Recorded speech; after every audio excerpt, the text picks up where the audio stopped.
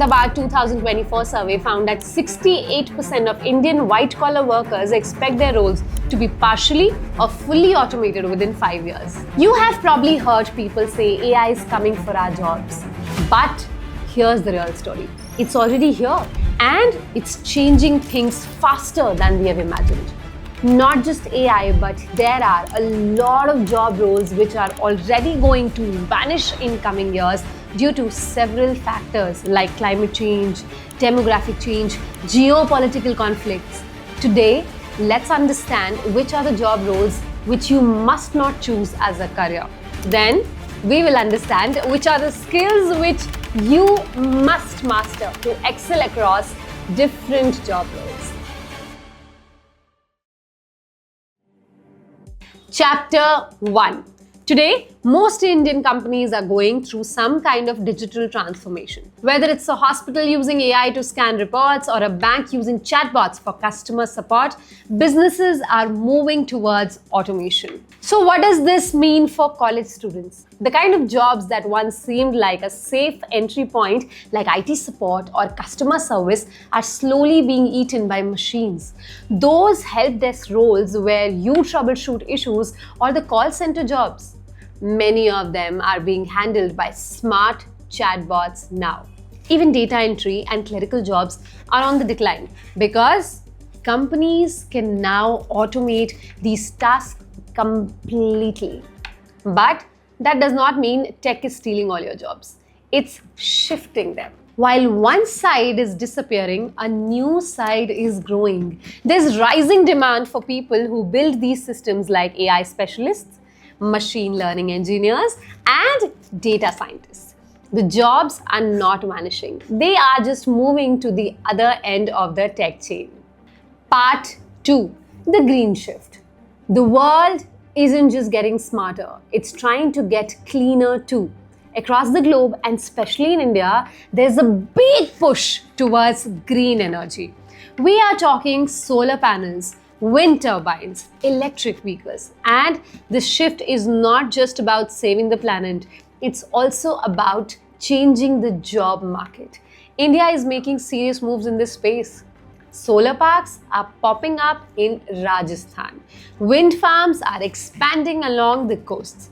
These changes are opening up new opportunities for students, especially for those interested in environmental engineering, sustainability, or clean tech innovation. But with every rise, there is a fall. As renewable energy becomes more affordable and widespread, the demand for coal mining, oil drilling, and gas-related jobs is dropping fast. This is especially important for students from regions that traditionally dependent on fossil fuel industries. Jobs like plant operators in coal factories or workers in oil fields are declining, and they're unlikely to come back. Part 3.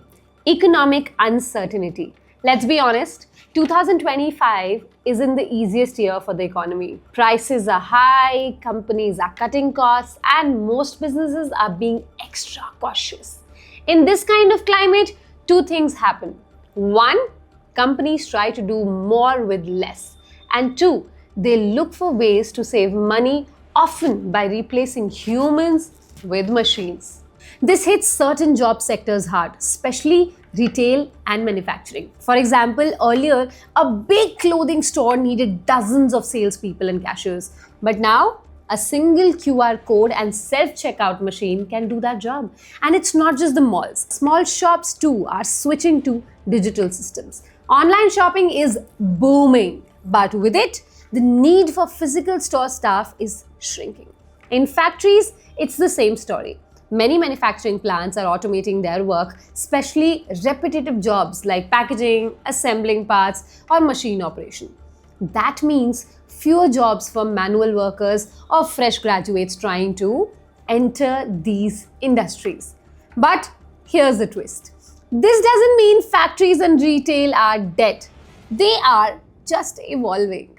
The focus is shifting towards the roles like supply chain analysis, logistics tech, and digital inventory management. So students who want to stay in these fields will need to level up not with physical strength but with data and digital skills. Chapter 2.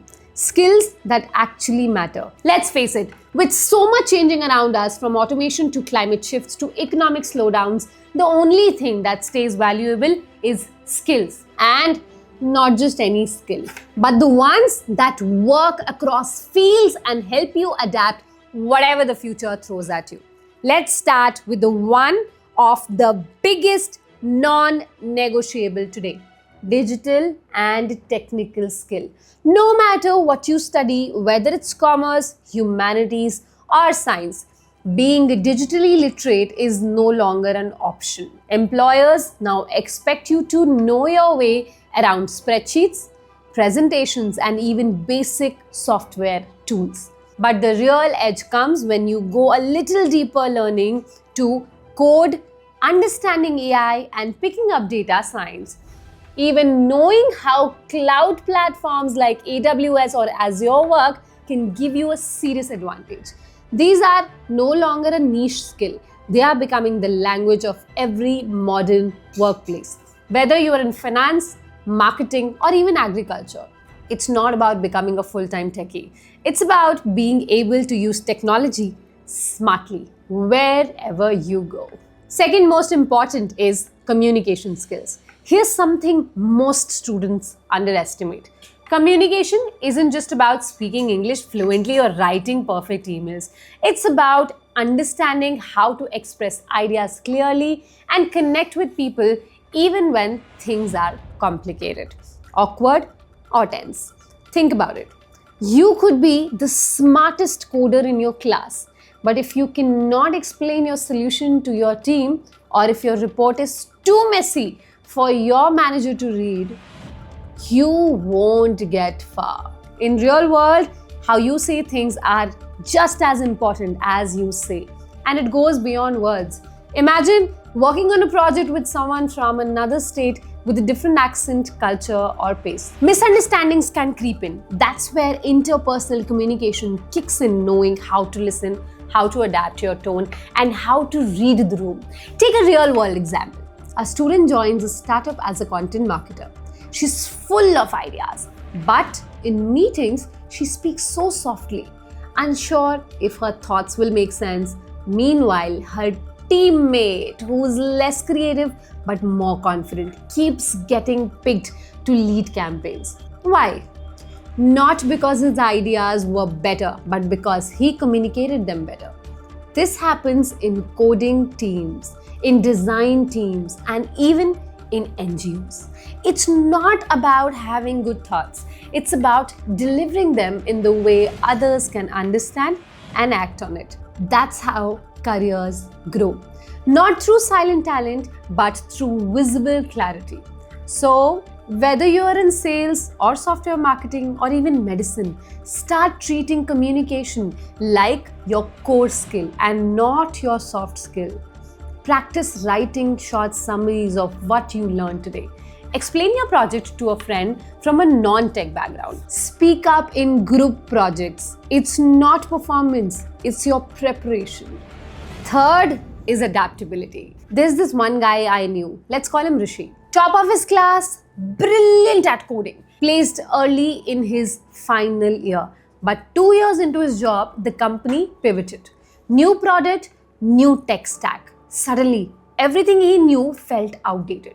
While others panicked or resisted, one quiet teammate of his started learning the new tools on weekends, during lunch breaks. A few months later, that teammate became the team lead. Not because he was the smartest, but because he adapted the fastest. That's the reality of today's job market. Skills get old. Industries change. Even job roles that sound future-proof today, like AI or data science, are constantly evolving. In this chaos, the one skill that quietly keeps people relevant is adaptability. The willingness to say, okay, things are changing, how do I grow with them?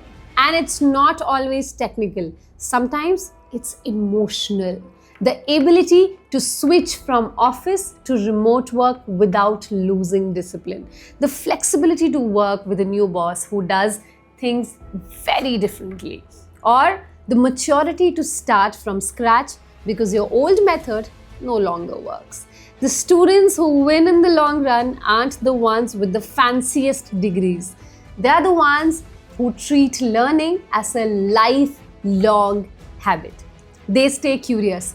They stay humble. They don't get stuck saying, "This isn't what I signed up for." They ask, "What do I need to learn next?" So if you are in college right now, stop chasing fixed labels. Instead of thinking, "I want to be a software developer," I want to be someone who can build things no matter the language, no matter the trend, because the future belongs to those who bend without breaking. Fourth is systems thinking. Most students are taught to focus on tasks. Solve this equation and write that essay, build this model. But the real world, it's not built in task. It's built on systems. Everything is connected. The people who succeeded in solving big problems are the ones who can see the parts interact. That's what systems thinking is about. Let's say you're working at a startup and sales are down. A task-focused person might say, "Let's change the ad." But someone with systems thinking will zoom out and say, "Is the product priced right? Is the customer experience broken? Are we reaching the wrong audience?" One small issue could be hiding inside 5 others. That's how the top consultants, the analysts, and the project managers think. They don't fix the surface. They fix the structure. This skill is in huge demand across industries, whether you're designing a smart city, optimizing a logistic chain, or improving hospital operations. The more complex the problem, the more valuable this mindset becomes. And the best part, you don't even need to wait to graduate to build it.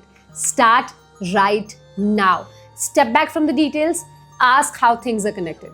Whether it's in your college fest, your internship, or a group project practice, see the bigger picture. Because in a world flooded with talent, the people who rise are not just the ones who work hard. They're the ones who think smart. Fifth is self-awareness. This one doesn't get talked about enough, but honestly, it's the quiet foundation under every other skill. Let's say you're surrounded by people who are smarter, louder, quicker than you. You can either shrink into your shell or you can step back and ask, "What's my strength? Am I the calm one who sees things clearly under pressure?